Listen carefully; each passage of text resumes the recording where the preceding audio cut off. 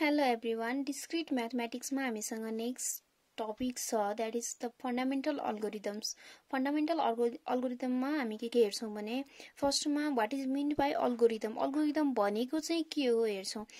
First भिडियोमा हामी about algorithm हेर्छौं एन्ड देन हामी नेक्स्ट भिडियोहरुमा हामी कम्प्लेक्सिटी अफ अल्गोरिथम भनेको के हो त्यसमा हामी टाइम कम्प्लेक्सिटीको बारेमा डेप्थमा हेर्छौं एन्ड देन सर्चिङ अल्गोरिथममा लिनियर सर्च भनेको कस्तो सर्चिङ मेथड हो एन्ड बाइनरी सर्च भनेको कस्तो मेथड हो एन्ड सर्टिङ भन्ने हुन्छ।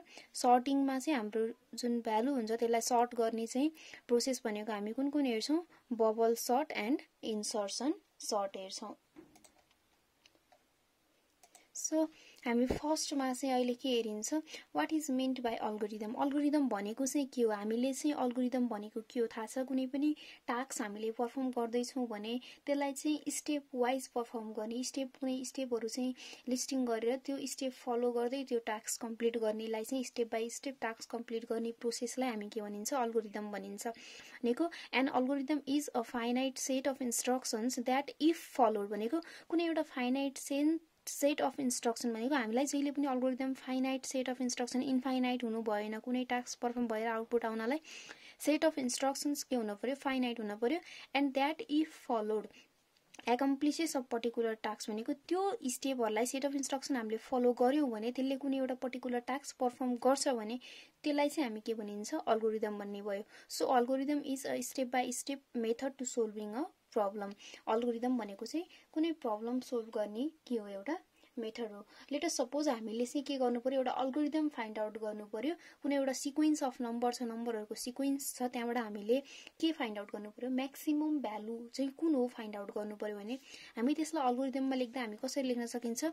फर्स्टमा हामी के गर्न सकिन्छ स्टेप 1 मा सेट द जुन फर्स्ट भ्यालु छ सिक्वेन्सको सेट द फर्स्ट भ्यालुलाई चाहिँ हामी केमा सेट गरिन्छ इक्वल टु आवर एउटा टेम्पोररी म्याक्सिमम नम्बर चाहिँ के गरिन्छ सेट गरिन्छ first भ्यालुलाई।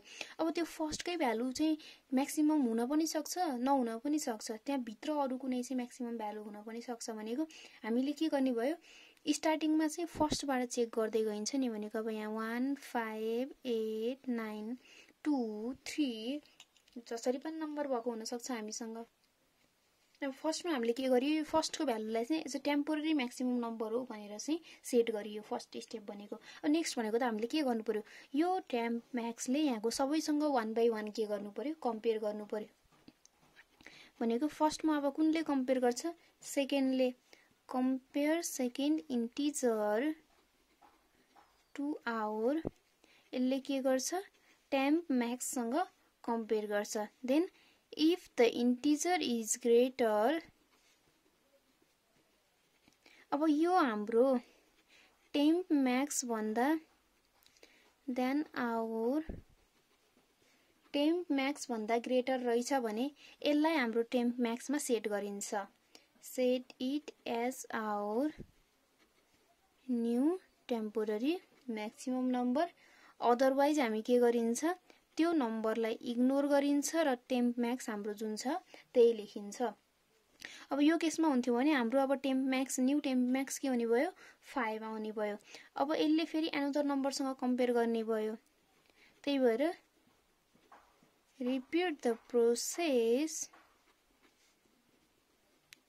until no more integer हाम्रो चाहिँ सिक्वेन्सको सबै इन्टिजर चाहिँ फिनिश सबै इन्टिजरसँग कम्पेयर गरुन्जेल त्यो के गर्नु पर्यो प्रोसेस रिपिट गर्नु पर्यो। So repeat the process until no more integer exist भनेको अब एकचोटी 5 आयो 5 ले 8 सँग कम्पेयर गर्छ 8 ठुलो भयो 8 ले 9 सँग कम्पेयर गर्छ 9 ठुलो भयो न्यू टेम्पमा यो गयो म्याक्स टेम्पमा 2 सँग कम्पेयर गर्छ एज इट इज रह्यो इग्नोर गर्दियो 2 लाई 3 सँग कम्पेयर गर्यो 3 लाई इग्नोर गर्दियो। एज हामीसँग एक्स्ट्रा कुनै एलिमेन्ट छैन अब भने हाम्रो प्रोसेस चाहिँ के हुने भयो यहाँ आएर टर्मिनेट हुने भयो। अब लास्टमा के गर्नु पर्यो आउटपुट शो गर्नु पर्यो when algorithm terminate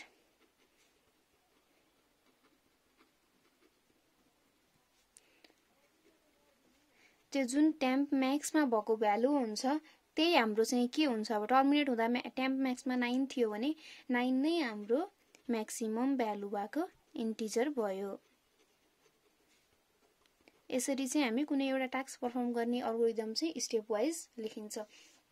अब अल्गोरिदमको चाहिँ प्रोपर्टीहरू हुन्छ। What are the properties of algorithm, त्यसको क्यारेक्टरिस्टिक्स अफ अल्गोरिदमहरू चाहिँ के हो त? फर्स्टमा precision, the steps of an algorithm must be defined precisely भनेको एउटा फ्याक्टमा चाहिँ बेस्ड हुनुपर्छ। अल्गोरिदम भनेको त्यो चाहिँ एक्ज्याक्ट हुनुपर्छ। हामीले अल्गोरिदममा लेखेको जुन स्टेपहरू हुन्छ त्यो एकदम क्लियरली डिफाइन भएको अथवा एउटा एक्ज्याक्ट हुनुपर्छ। एन्ड युनिकनेस भन्यो the intermediate results of the each step of execution are uniquely defined and depend only on input and results of preceding steps भनेको एभ्री स्टेपको चाहिँ एउटा एक्चुअल एउटा मिनिङ हुनुपर्छ। भनेको दुईटा स्टेप लेखेको छ 2 3 भनेर त्यो दुईटैले चाहिँ सेम खालको आउटपुट दियो भने त दुईटा लेख्नुको के अर्थ भयो भनेको एभ्री स्टेपको चाहिँ वान एउटा चाहिँ फिक्स चाहिँ के हुनु पर्यो, त्यसको युनिकनेस हुनु पर्यो एभ्री स्टेपमा चाहिँ। एन्ड त्यो एभ्री स्टेप चाहिँ त्यसको अगाडिको स्टेपसँग लिङ्क हुनु पर्यो। भनेको सेकेन्ड स्टेप हाम्रो केसँग लिङ्क भयो, फर्स्टसँग कम्पेयर गर्ने भयो। थर्ड स्टेप भनेको यहाँ प्रोसेस थियो त्यसैलाई रिपिट गर्ने भयो। फोर्थ स्टेप भनेको यहाँ आएको भ्यालुलाई यसले यहाँ युज गर्ने भयो आउटपुट सो गर्नलाई। भनेको एभ्री सेकेन्ड स्टेप चाहिँ त्यसको फर्स्ट स्टेपभन्दा अघिल्लो प्रिभियस जुन प्रिसिडिङ स्टेप हुन्छ त्योसँग चाहिँ के हुनु पर्यो, लिङ्क हुनु पर्यो।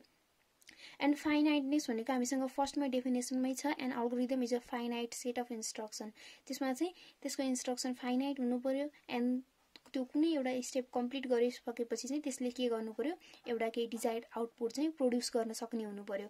एन्ड देन छ इनपुट भनेको अल्गोरिदमले चाहिँ के गर्छ, इनपुट रिसिभ गरेको हुन्छ एन्ड एनदर अल्गोरिदममा आउटपुट पनि प्रोड्युस भएको हुन्छ। यहाँ हाम्रो इनपुट छ भने यो जुन फर्स्ट भ्यालुहरू लिने भयो हाम्रो सिक्वेन्समा त्योहरू भनेको यसले इनपुट लिने भयो। जुन लास्टमा अपरेसन पर्फर्म गरेपछि 9 यसले चाहिँ प्रोड्युस गर्ने भयो त्यो भनेको यसको आउटपुट भयो।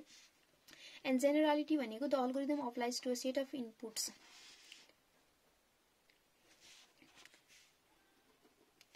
अब यो अल्गोरिदम भनेको चाहिँ हामीले अब यस्तै सिक्वेन्स अर्को मल्टिपल धेरै भएको सिक्वेन्स छ भने पनि यहाँ अहिले थोरै भएको अथवा धेरै भएको सिक्वेन्समा पनि यही अल्गोरिदमले चाहिँ के गर्नु पर्यो, काम गर्न सक्ने हुनु पर्यो। भनेको जेनरलाइज भनेको त्यस्तै अरू सिचुएसनमा त्यसलाई चाहिँ अप्लाई गर्न सकियो भने त्यो भनेको जेनरलाइज हुन्छ, जेनरलिटी भनिन्छ त्यो खालको क्यारेक्टरिस्टिक्सलाई। सो यसरी हामीलाई के भयो भने अल्गोरिदम भनेको के रहेछ भन्ने थाहा भयो। अल्गोरिदम भनेको कुनै फाइनाइट सेट अफ इन्स्ट्रक्सन्स हो जसलाई फलो गरियो भने एउटा चाहिँ आउटपुट हामी चाहिँ के गर्न सकिन्छ, फाइन्ड आउट गर्न सकिन्छ, अरू एउटा प्रब्लम के गर्न सकिन्छ, सोल्भ गर्न सकिन्छ।